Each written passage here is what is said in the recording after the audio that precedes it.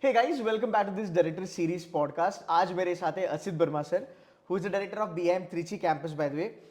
Sir is an alumni of IIM Ahmedabad and it's always a pleasure to talk to you sir by the way. आज हम कुछ बात करने वाले हैं. We're going to talk about GenZs, the new MBA, the changing landscape of the MBA. Sir, welcome to this MBA podcast. Thank you so much for giving some time. I'm going to ask you some questions straight up. Please don't mind for that.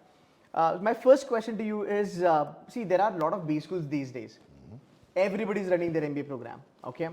But BIM Trichy, I've been associated from last 3-4 years. A lot of students from C2C mentors been getting admission over here, and I've heard a lot of good things about your program.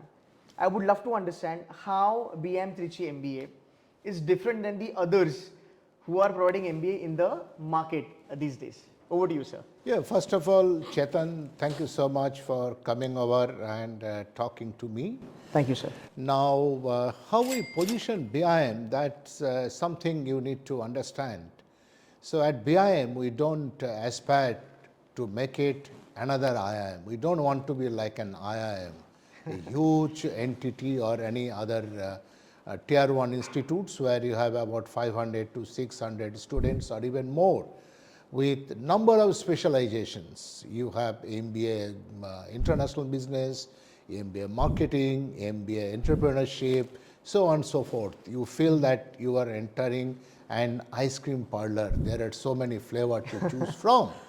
But at BIM, we only believe in this, our flagship, this MBA program that we have been running for the last more than 40 years. We have perfected the rigor, we have the procedures, and on top of it, we have built the layer of specialization. Okay. So what it basically means, it means that what brought us today will not take us to the next level. We need to look at the generation of learner. So that is where we make mistake. Okay. So how do we address the generation of learner? That is the Gen Z. So is it enough to follow the same architecture that we followed maybe 10 years ago, 15 years ago? No, not at all. So today when it comes to the Gen Z, we have to basically look at the socio-cultural change that is happening and how do we address that? How do we make this generation more resilient? How do we make them accept failure and surge ahead again and not break down? So this working on Gen Z is one important part. The other one is that technology is changing very fast and so are many of the practices. Like today, there are mandates to report your ESG compliance along with financial reporting. Right. So if you are a chartered accountant, if you are doing finance specialization, you also need to learn about ESG, what is happening on ESG. So ESG reporting. How do you do impact analysis? How do you apply change theory in that impact analysis? So these are aspects you need to know. And the third dimension I will be talking about, first was the generation G, Gen Z. Second is the way new technology applications are changing and the business practices are changing. Like you have the platform business that we talk about and quick commerce. So these are something that was not known earlier. Yeah, absolutely. So for that you need to see how the platform business works. Right. What is the difference between platform business in India and platform business in US? Okay. In US they look at the skill, whereas in India we look at the trust. So while in US you see the exponential growth, similarly you cannot see that in India-based platform company. That is not inefficiency, that is the choice that we are making. So you need to understand all these new practices that is coming up. The third aspect you have to keep in mind, the future of work. So that is where we see that World Economic Forum, you can just do Google and see. They have come up with future of work reports, and you also have reports from Deloitte and others. A lot of work is happening on future of work, and also the skill that is needed by say 2030 as published by say Gartner. If you see that the new technology applications, building resilience, so these are very important aspects. So we have chosen that part. So that means we don't want to be another IIM. or a very large other private B schools. We want to be a boutique B school known for its new technology applications and sustainability practice across specializations. So after listening to you, sir, I think you have been doing a lot of things for the Gen Z students, right? Would it be okay to call BIM Trichy as a new B school for Gen Zs of the country? Yeah, absolutely, because Gen G and keeping that in mind, so what we have done is the career velocity. So when it comes to Gen G, unlike during my time, we looked at the ROI, we looked at the CTC we start our career with. But today, looking at the future of work and the Gen Z characteristics, so I have redefined it. I'm calling it career velocity. That means it's not important what CTC you are getting with your first job, but how well you move. We have seen many of our Gen Z students, they start with a 10 lakhs CTC per annum. Within about 2 years, that 10 lakhs CTC in the same organization, it becomes 20 lakhs. Because they, yes, and they prove themselves. There are many such examples. They would love to know more about that, sir. Yeah, they prove themselves so well that within the same organization, without requiring to change the job, so they are moving up. You know, they are establishing themselves. Perfect. So this is what I call it career velocity. It's not that what you start with and remain static, and then you make quick changes to improve your CTC, but within the same organization, how you can have similar kind of a velocity in improving your CTC and better role. Perfect. So, sir, now I think, this is something that I have heard on the campus, that BIM is now coming up with new campus. It's lavish, spacious. But along with that, I also would love to understand for the MBA aspirants that apart from the new campus, what other tie-ups, what other international tie-ups or let's say immersion programs, are lined up for the new batch. So if you can, give me 2-3 pointers that will help my audience to understand about BIM. See, our campus is coming up. That is our new campus, second campus. Of course, we are going to retain the this one will be there. Campus. Okay. In the new campus, we have 350,000 square feet of built-up area over about 19 acres of land, and it will be one of the most modern, state-of-the-art B school campus that you can see in India, with its indoor sports complex, swimming pool, huge playground, and number of centers of excellence that will be there, like AIML lab, then Metaverse lab, artist real-time contextual marketing lab, then of course finance lab. So number of center of excellence will be there. And what we are also doing it is that we have tied up with SAP, because as I said earlier, SAP is the most popular, and most of the Fortune 500 companies, they run on SAP. So we feel that that our students must be on one of the leading ERP. So the SAP certification will be there? Yeah, so they will be doing SAP certification on any 2 of the modules given.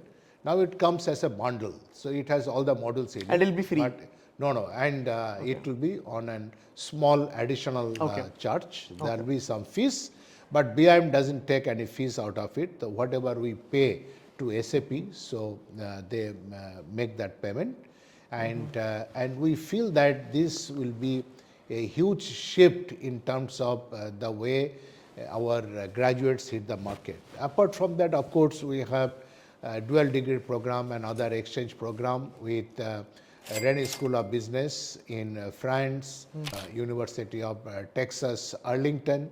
So we have those arrangements. And we are progressing well in terms of different international accreditations like ASASB, then this AMBA and SAQS. So perfect. These are some of the accreditations that we are looking at.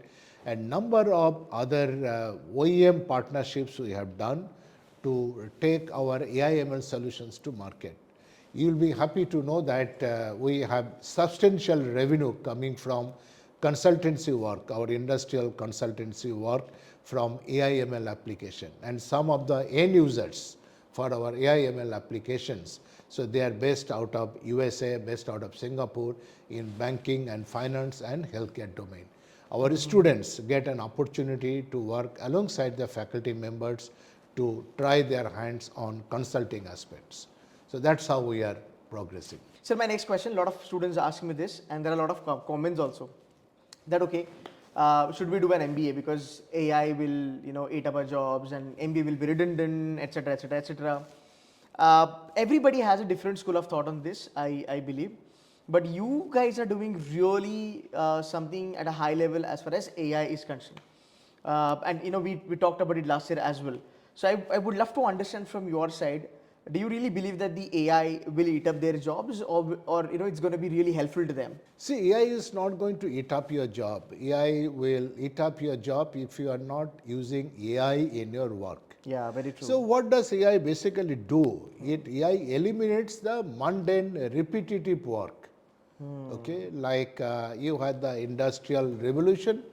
In industrial revolution, what happened? So it remote manpower, machines came. So mundane, repetitive work, it took care of that. So similarly, today these AI applications are coming up, and Gen AI applications like you have ChatGPT, they are helping you in your research, they are helping you in your documentation. So naturally, if your capability is only making PowerPoint or some of the documentation, your job will be taken away. But you should know how I can use AI, ML, and make the documentation perfect, and I elevate my skill in some other area. Right. Okay, where AI is coming to help me. So now with that, I see that India is the most youthful nation in the world. Absolutely. Our average age is less than 30, while rest of the world is aging. Now AI advancement is happening at a very rapid pace. Very, very rapid pace. So what you learn today, tomorrow it will not work out. And what we know as AI is actually not AI. It's like you are riding a bicycle on a highway. Okay, so you have this different large language model, you have generative AI, from there you have built AI agents, then you go to agentic AI. Okay, so it is expanding very fast. So you need youthful mind to learn it. So that's where India Inc. can make it big. Perfect. So this AI/ML web, it's a huge opportunity for India Inc. because these AI/ML applications will find in more and more B2B space. Okay, we see a lot of B2C space, but it will have a huge impact on, say, B2B space, like say tractors, physical tractors. Can it be AI enabled? Okay, and can it take care of the precision agriculture? Okay, precision spraying. So these kind of applications are coming up. And that is where India Inc. will play a key role. And taste of pudding is eating. So our taste of pudding is that we are earning consultancy revenue on this. Okay. So it's not that we are, we are just teaching AI/ML inside these four walls of the classroom. We are creating AI agents, we are creating different AI models. Nice. Okay, and take it to the market. And which market? US, Singapore.